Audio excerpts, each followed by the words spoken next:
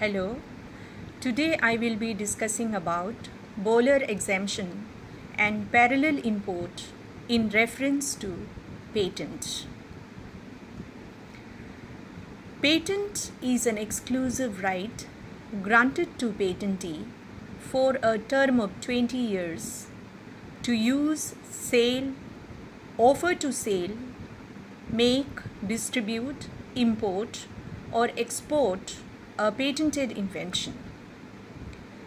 These rights cannot be enjoyed by a third party without the consent of the patentee or his licensee, as the case may be. Patent right is not absolute, as it can be granted with some conditions as provided in Section 47 of the Patent Act 1970, such as any patented invention can be used or made for the use of the government. Any patented invention can be used or made for the purpose of investigation and research and instruction to pupils. The government may import any patented drug for public health use, for government dispensary or public institution. What is Bolar Exemption? Bolar Exemption is also called Safe Harbor Provision in US, where it was inserted in the Hatch-Waxman Act as a federal law. It is also known as research exemption, whereby any patented invention can be used, made, sold, imported reasonably for development and submission of information required by law in India or in any other country, which may be required for regulatory measures pertaining to such development and submission of information. Such acts will not amount to infringement of patent.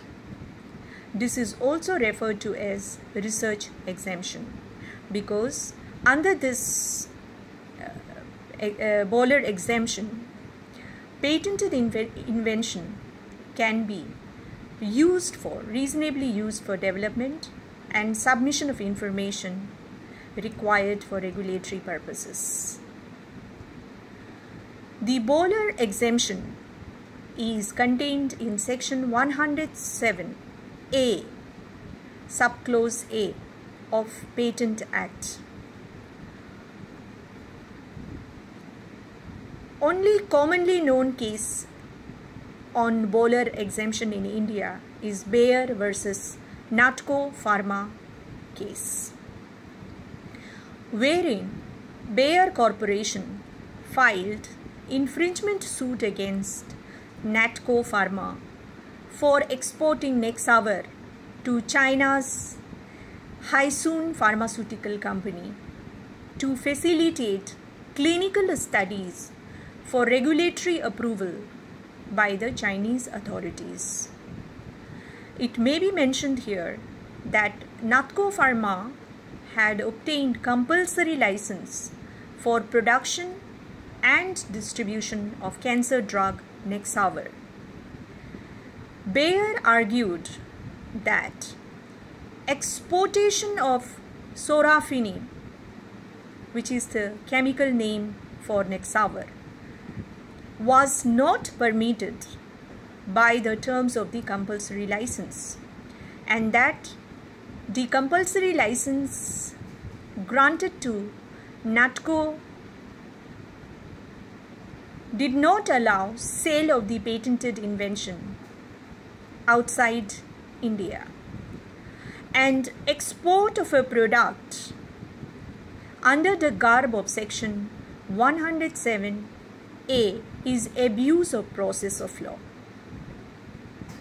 The Delhi High Court ruled that Indian generic drug makers have the fundamental right to make, sell, and export patented medicines for purposes of regulatory approval and clinical trials. It was also observed that the NATCO was exporting a small quantity of patented drug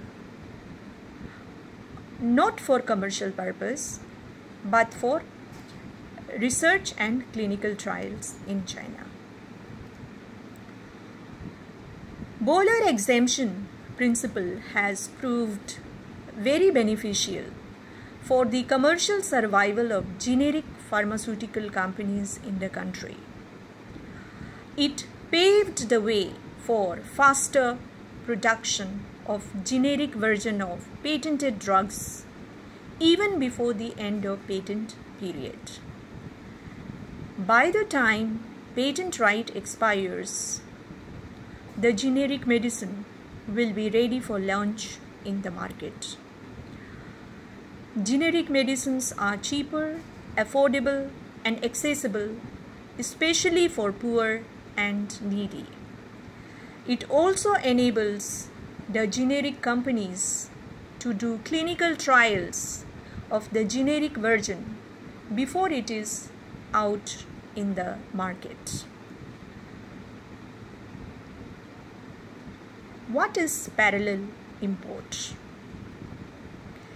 An act of importing genuine patented products sold by a person authorized by law but not authorized by patentee.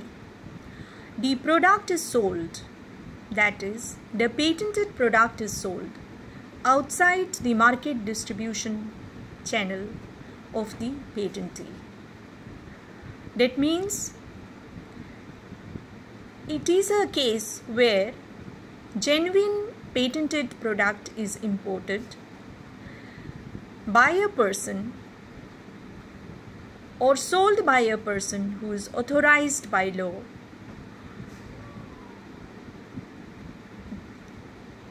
TRIPS has not laid down any condition for parallel import or exhaustion principle. It has left to the member countries to regulate on its own, as evident from Article 6 of TRIPS.